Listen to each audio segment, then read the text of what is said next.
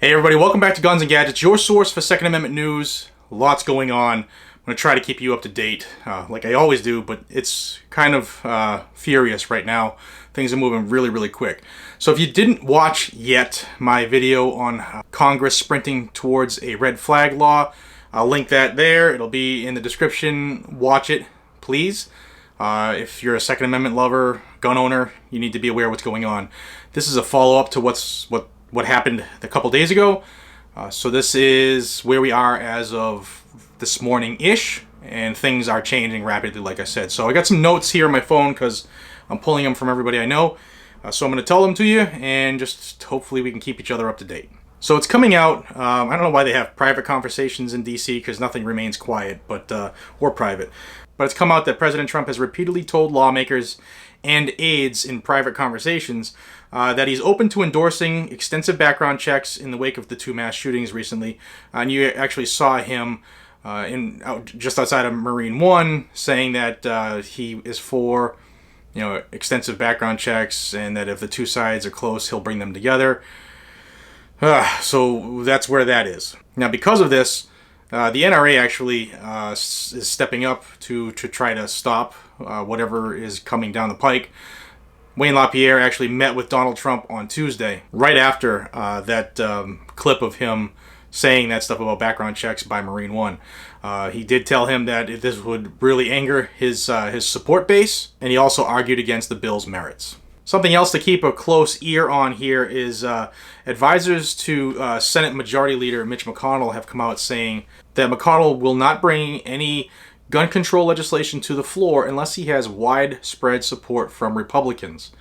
And that has been spreading like wildfire as of late. Also, there is some whispers that Trump is kind of waffling right now between wanting to do more regarding gun control and the very real possibility of prompting a revolt from his base. Not only his support base, but Americans who value their rights. One person's rights are not more important than anybody else's rights. You might not like guns. I might not like what you say. You have the right to say what you want. I have the right to own what I want. Now, White House officials have said that there have been a series of meetings on a response convened by the acting chief of staff, whose name is Mick Mulvaney. This also includes a session very early Tuesday morning. The president has discussed with his aides the idea of a Rose Garden bill signing ceremony for gun control legislation. They're already planning a bill signing ceremony. Let that sink in. Now, while the information I have says that a lot of people in the West Wing think that this is kind of premature, they're already planning, let me say it again, they're already planning a bill signing ceremony in the Rose Garden. Now, we already know that Trump has already been contacting his lawyers several times about what he could get away with as far as enacting gun control through executive action. The same stuff he was all over Obama for doing, circumventing the Constitution. And then we have old Lindsey Graham, who spoke up again yesterday. He said that, referring to the president, he said he seems determined to do something and believes there is space to get something done this time around.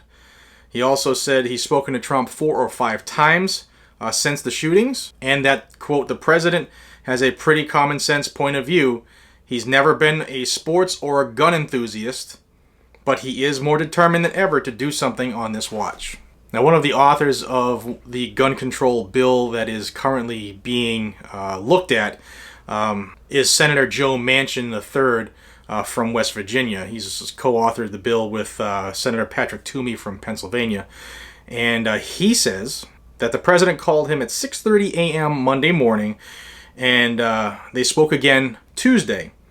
He also said that Trump wants legislation before September, when the Senate is scheduled to return from their summer break. Now, that's if Mitch McConnell doesn't cave to the Democrats' demand that he calls them back sooner than that to vote on this bill and H.R. 8. H.R. 8 and H.R. 1112. Watch that previous video for more information. Now, I want you to listen to this. Now, I just told you that Wayne LaPierre from the NRA met with Donald Trump, and this is what Trump is asking his people right now. A White House official has said that Trump has asked some advisors and lawmakers this week about whether or not the NRA has enduring clout amid the internal leadership battle and the allegations of improper spending, as well as what his supporters would think of the bill. So he seems to be hedging on the fact that the NRA is having issues. The NRA gave him a lot of money, and us gun owners, that's our money. He seems to be worried, like, was the NRA really something anymore? Are they done? Like, that is enough to sway his mind on gun control. Now, there's any good news so far in all of this back and forth, and it's non-stop, is that the White House is saying that they're already ruling out a ban on assault weapons similar to the Clinton ban. Something's definitely coming, though. Some more news is also coming out about the red flag bill that I told everybody about 2 days ago. Some White House aides have said that such a bill was the most likely outcome and has the most support in the West Wing. I guess the Constitution doesn't mean anything. We can just create a bill, we'll call it a red flag, make it really feel good, pull on people's emotions, say it'll save the kids, and we can just throw out due process. There's a whole bunch of civil rights that the red flags violate. But apparently, nobody in Congress knows what the Constitution is anymore. So they're going to trample all over everything. I just want to remind everybody that the red flag would not be the way it is right now, 17 states plus Washington, D.C., if the NRA didn't support it. That's right, they came out in their own words and supported it. I got a video on it. Look back if you want. There's a whole playlist of red flag videos that will help you understand what they really are. That's the news as of right now. It will change, but you know when it does, I'll have it right here.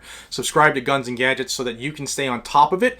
As soon as I put it out, if you hit that little icon, that bell icon, you'll get a notice that I'm putting out new videos and stay up to date because it's changing rapidly. I thank you for your time. Until we see each other again, this is Jared from Guns and Gadgets. Be safe, stay vigilant, carry a weapon, stay up to date with me, guys and gals, because it's coming. Take care.